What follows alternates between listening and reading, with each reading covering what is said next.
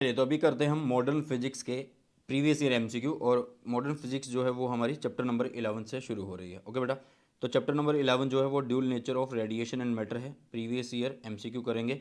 और इसमें ना हम 4 चैप्टर कवर कर रहे होंगे, जैसे 11th chapter, 12th and 13, and साथ में एक हमारा लास्ट चैप्टर है 14th, उसको भी कवर कर देंगे। ठीक है बेटा, तो पहला क्वेश्चन क्या कहता है, the energy of a photon of wavelength lambda. मतलब आपको एनर्जी बतानी है। देखो यार, एनर्जी ऑफ फोटोन क्या होती है, is equal to H frequency, frequency क्या होता है सी बाई में लैम्डा। उसने खुद बोला है कि जिसकी वेवलेंथ कितनी हो लैम्डा हो उसको बताओ। तो एच सी बाई लैम्डा हमारा आंसर हो गया क्या भाई, बी हो गया। नेक्स्ट हमारे पास क्वेश्चन नंबर 4 क्या कहता है, फोटोन है जिसके पास एनर्जी कितनी है 3.2 इलेक्ट्रॉन वोल्ट है। मतलब एनर्जी दे रखी है 3.2 electron volt. Incident on A photo sensitive surface if the stopping potential for the emitted electron is 1.5 volt. मतलब यहाँ पे ये बोल रहा है कि स्टॉपिंग पोटेंशियल मतलब वी नॉट की वैल्यू दे दी है कितनी है, 1.5 वोल्ट है। ओके, अब ये बोला the work function for the surface is क्या होने वाला है। सबसे पहली बात कि ई जो होगा वो कैसे लिखा जाएगा, ई जो होगा वो लिखा जाएगा यार वर्क फंक्शन होगा इसमें, प्लस में काइनेटिक एनर्जी होगी। अब यहाँ पे जिक्र किसका हुआ है, यहाँ पे जिक्र हो गया यार स्टॉपिंग पोटेंशियल का, तो इसको ई वी नॉट की फॉर्म में लिख लेते हैं। तो ई इज इक्वल टू हो गया वर्क फंक्शन प्लस में ई वी नॉट। हमें वर्क फंक्शन पूछा गया है तो वर्क फंक्शन क्या होगा, E minus E V not होगा। ओके बेटा, तो ई की वैल्यू है कितनी 3.2 वोल्ट है। और ई वी नॉट हमारे पास देखो, वी नॉट की वैल्यू कितनी है 1.5 वोल्ट है। तो ये बन गया वी नॉट की वैल्यू हो गई 1.5 वोल्ट, 1.5 वोल्ट। साथ में यहाँ पे ई वी दे रखा है। ठीक है, और ये वैल्यू भी हमारी किस में है, एक मिनट रुकिएगा, दोबारा से मैं लिख रहा हूँ बेटा जी, इसको मैं दोबारा से लिख रहा हूँ, एक मिनट रुकिएगा, इसको दोबारा से लिख रहे हैं। ई की वैल्यू कितनी है 3.2 इलेक्ट्रॉन वोल्ट है, इलेक्ट्रॉन वोल्ट में भूल गया था यहाँ पे। फिर वी नोट की वैल्यू कितनी है 1.5 वोल्ट है, साथ में यहाँ पे ई पड़ा हुआ है तो E V note E V हो गया। तो सीधी सी बात है, ये कितना बचा 1.7 इलेक्ट्रॉन वोल्ट बच गया। तो ये हो गया हमारा वर्क फंक्शन की वैल्यू और आंसर आ गया बी। क्लियर है।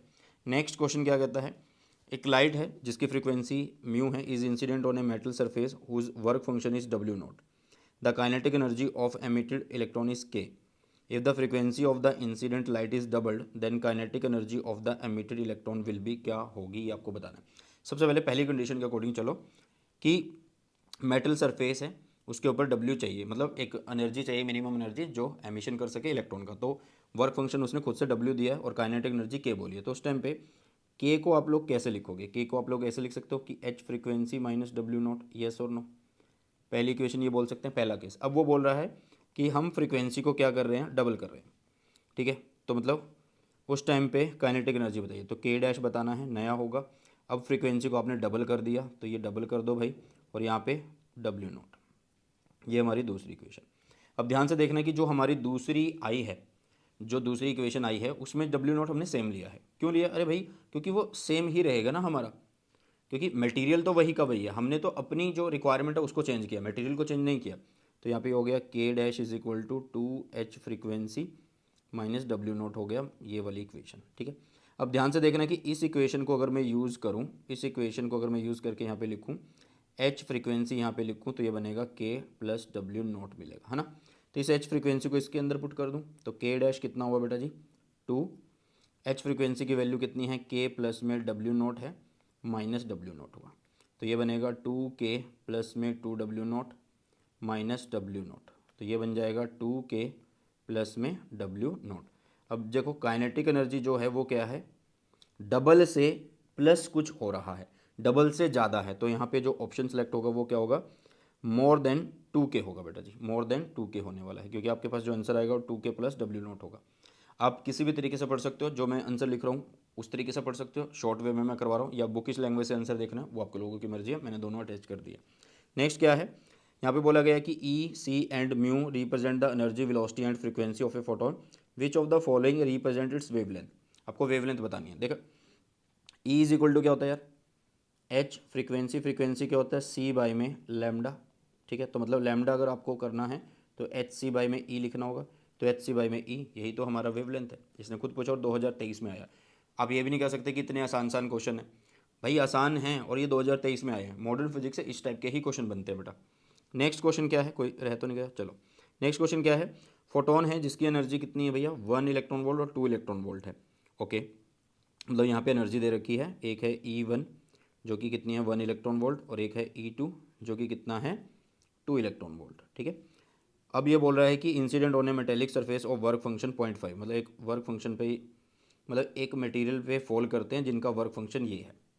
The ratio of kinetic energy of the most energetic photo electron, kinetic energy का रेशियो निकालना है भाई। पहला केस काइनेटिक एनर्जी अगर पहले केस में निकालूँ तो कैसे निकलेगी, E1 माइनस वर्क फंक्शन, तो E1 कितना है 1 इलेक्ट्रॉन वोल्ट, ये कितना है 0.5, तो K1 की जो वैल्यू आएगी वो 0.5 इलेक्ट्रॉन वोल्ट आएगी या नहीं आएगी, ठीक है। K2 की अगर मैं वैल्यू देखूँ तो E minus work function, E कितना है दूसरी बार में 2 electron volt minus 0.5 electron volt, ठीक है, तो ये आया 1.5 इलेक्ट्रॉन वोल्ट। अब तुम्हें निकालना है क्या है, आपको निकालना क्या है, रेशियो काइनेटिक एनर्जी, दोनों को डिवाइड कर दो, तो ये आ गया 5 का 1 हो गया और ये 3 हो गया, तो 1/3 मतलब 1:3 आ रहा है, तो 1:3 हो गया। क्लियर बेटा। नेक्स्ट, तो नेक्स्ट क्वेश्चन के अंदर क्या कह रहा है भैया, ध्यान से देखना, इन्हें बोला है कि if photon of frequency mu is incident are incident on the surface of metal A and B of threshold frequency μ/2 and μ/3 respectively, the ratio of the maximum kinetic energy of electron emitted from A to that B, ये आप लोगों को निकालना है। तो सबसे पहली बात आप लोगों को करना क्या है, फ्रीक्वेंसी इंसिडेंट लाइट की वो तो सेम है, तो भैया एच फ्रीक्वेंसी अगर मैं लिखूँ पहले बार में जो स्टार्टिंग में एनर्जी है उसको अगर लिखूँ ए के लिए, अगर मैं लिखूँ तो यहाँ पे क्या लिखेंगे, एच फ्रीक्वेंसी नोट ऑफ ए के लिए फ्रीक्वेंसी नोट कितना है μ0/2 प्लस में यहाँ पे काइनेटिक एनर्जी ऑफ ए है। पहले इस के ए को पूरा सॉल्व कर लो, के ए को पूरा सॉल्व कर लो, तो ये कितना बनेगा, h frequency minus h frequency by में 2, तो के ए की वैल्यू कितनी आई, यहाँ पे 2 हुआ, यहाँ पे 2 हुआ, एच फ्रीक्वेंसी, ये एच फ्रीक्वेंसी मतलब के ए की वैल्यू एच फ्रीक्वेंसी बाय में 2 आ चुकी है। सिमिलरली अब वो बी के लिए फाइंड आउट करने को बोल रहा है, तो देखो एच फ्रीक्वेंसी तो सेम ही रहेगा क्योंकि जो इंसिडेंट लाइट की फ्रीक्वेंसी वो सेम है, वो थ्रेशोल्ड बहुत बदल रहा है, तो वो अब 3 है भाई, μ/3 है, प्लस में काइनेटिक एनर्जी ऑफ बी, तो काइनेटिक एनर्जी ऑफ बी अगर मुझे निकालनी है तो h frequency minus h frequency by में 3 करेंगे, तो यहाँ पे बनेगा कितना 3 h frequency minus h frequency by में 3, तो के बी की जो वैल्यू है वो बनेगी 2 एच फ्रीक्वेंसी बाय में 3। दोनों को अब डिवाइड करना है, रेशो ही तो पूछा उसने, रेशो ही तो पूछा उसने, अब कहाँ लिखें इसको, कहाँ लिखें इसको, एक मिनट रुको, इसको थोड़ा सा इधर शिफ्ट करें। तो अभी इसको अगर मैं लिखता हूँ, ध्यान से देखना, अगर मैं इसको लिखता हूँ के ए बाय में के बी को, तो के ए इस एच फ्रीक्वेंसी बाय में 2 है, ये 2 एच फ्रीक्वेंसी बाय में 3 चला गया ऊपर, ठीक है, तो 3/4 हमारा आंसर आ जाएगा, ये इससे कट और 3/4 आंसर आ रहा है, तो बिल्कुल सही है। अब बुकिश लैंग्वेज से सोल्व करना चाहते हो बुकिश लैंग्वेज से सोल्व कर लो, नहीं तो ऐसे सोल्व कर लो भाई, बिल्कुल आसान है ना। चलो इस पेज को उड़ा ही देते हैं। नेक्स्ट क्वेश्चन क्या कहता है, नेक्स्ट क्वेश्चन कहता है a photon and alpha particle have the same kinetic energy, the ratio of de Broglie wavelength associate with the proton to that of the alpha particle, ये आप लोगों को निकालना है। देखो यार, सबसे पहले यहाँ पे किसकी बात करनी है, ये बोल रहा है कि ratio of de Broglie wavelength associate with the proton and alpha particle, particles के लिए बात कर रहा है, तो मतलब अल्फा क्या, लैम्डा क्या होता है, एच बाय में पी होता है, और जो अगर पी की बात करें तो पी होता है √2m के होता है, काइनेटिक एनर्जी इसको बोला जाता है। देखो इस तरीके से होता है ना ये, कि kinetic energy is equal to ½ mv² होता है।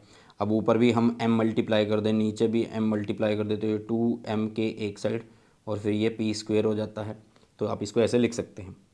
अब ध्यान से देखना कि अब लैम्डा को अगर मैं लिखना चाहता हूँ तो इसको h अपॉन में √2m के लिख सकता हूँ, यस और नो, तो इसका मतलब लैम्डा जो है वो 1/√m है, या फिर बोल दो कि लैम्डा जो है इन्वर्सली है किसके, m के, है ना।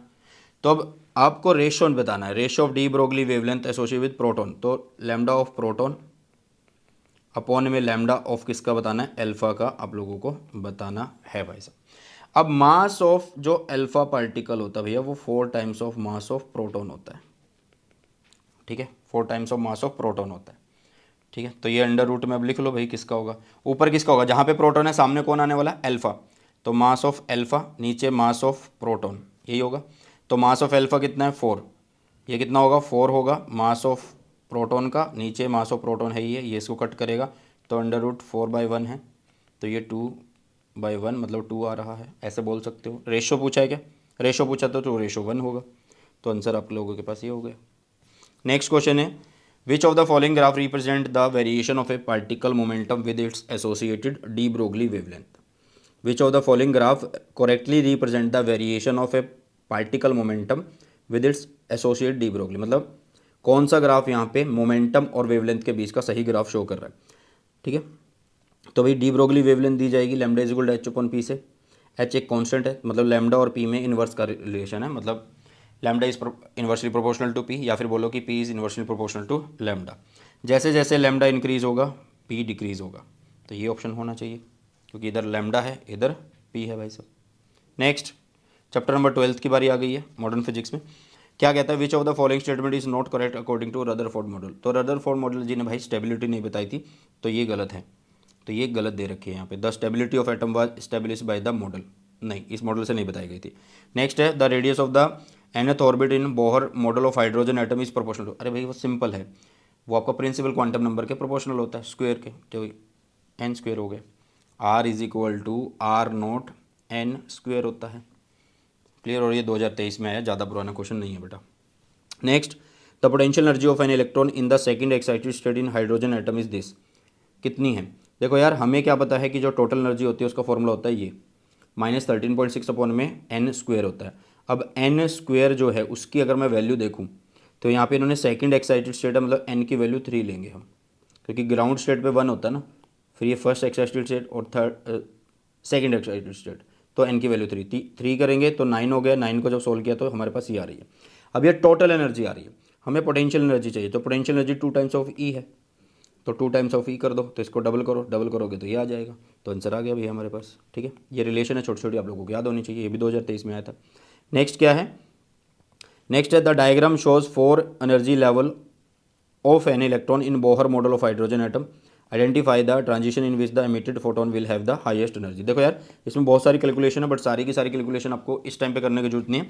एक छोटा सा तरीका बताता हूँ कि जब भी ऊपर से नीचे क्या हो रहा है, ट्रांजिशन हो रहा है, ठीक है, तो क्या निकलेगा, फोटोन निकलेगा, मतलब एनर्जी निकलेगी, वो फोटोन की एनर्जी के बराबर होती है।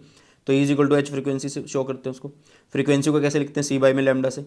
तो यहाँ पे देखो, यहाँ पे देखो यार, अब एच भी कॉन्स्टेंट है, सी भी कॉन्स्टेंट है, 1 बाई लैम्डा जो होता है उसको हमें चेक करना है, मतलब जो 1 बाई लैम्डा है उसको चेक करो। तो 1 बाई लैम्डा भाई इस तरीके से लिखते हैं हम, कैपिटल आर रेडबर्ग्स कांस्टेंट, यहाँ पे होता है 1 अपॉन एन एफ फाइनल का स्क्वायर माइनस 1 अपॉन इनिशियल का स्क्वायर। अब ये जो एन एफ है इट इज़ द फाइनल, मतलब जहाँ पे ट्रांजिशन हुआ है, जहाँ तक हुआ है, जहाँ से वो इनिशियल है, इनिशियल हमेशा बड़ा होगा, बड़ा होगा किससे, फाइनल से। इनिशियल हमेशा बड़ा होगा किससे, फाइनल से। ठीक है बेटा, अब ध्यान से देखना और क्या चीज़ें हैं। अब ये बोला कि किस ट्रांजिशन में ज़्यादा से ज़्यादा जो है एनर्जी निकल रही है। भाई एच सी तो हमें पता है सबके अंदर आएगा। अब देखते हैं 1 बाई लैम्डा को निकाल के। 1 बाई लैम्डा मतलब ई जो है वो 1 बाई लैम्डा है, तो 1 बाई लैम्डा की वैल्यू जहाँ में ज़्यादा आएगी वहाँ पे एनर्जी ज़्यादा होगी। तो मैंने क्या किया, 1 बाई लैम्डा की वैल्यू सबके लिए निकाल ली।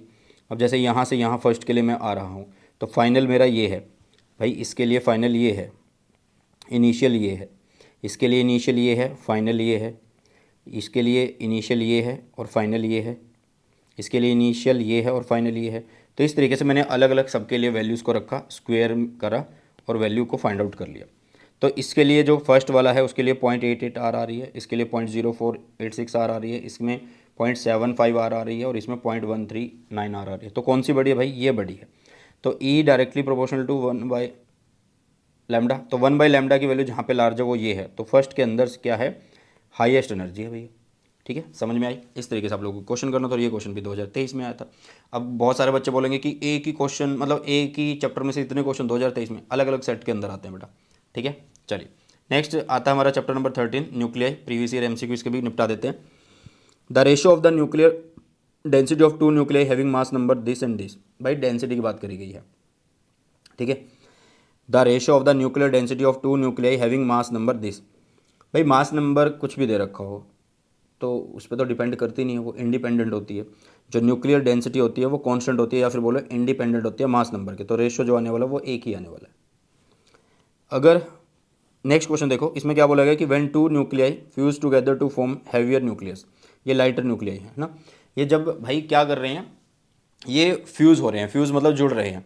तो ये जब फ्यूज़ होंगे तो एक हैवी न्यूक्लियस बनाएंगे और स्टेबल होने के लिए बना रहे हैं। तो इसका मतलब जो बाइंडिंग एनर्जी पर न्यूक्लियन है वो इंक्रीज़ हो गई है। बाइंडिंग एनर्जी पर न्यूक्लियन से वो क्या हो गई है, फिर इसका मतलब इंक्रीज हो गई है बेटा जी। ठीक है, next which of the following statement is not true for nuclear forces. भाई न्यूक्लियर फोर्सेज हमेशा अट्रैक्टिव नहीं होते, क्योंकि एक डिस्टेंस 0.8 FM के से अगर डिस्टेंस ज़्यादा बढ़ता है तो वो अट्रैक्टिव होती है, अगर उससे कम होता है तो वो रिपल्सिव होना शुरू हो जाती है।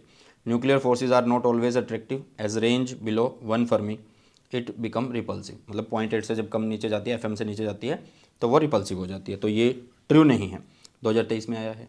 नेक्स्ट क्वेश्चन जो आपका चैप्टर नंबर 14 है, मैंने मोस्टली जो है प्रीवियस ईयर के MCQ लिए हैं बेटा जी, तो आप लोगों को ऐसे लग रहा होगा एकदम से ये चैप्टर्स कवर हो रहे हैं, है ना।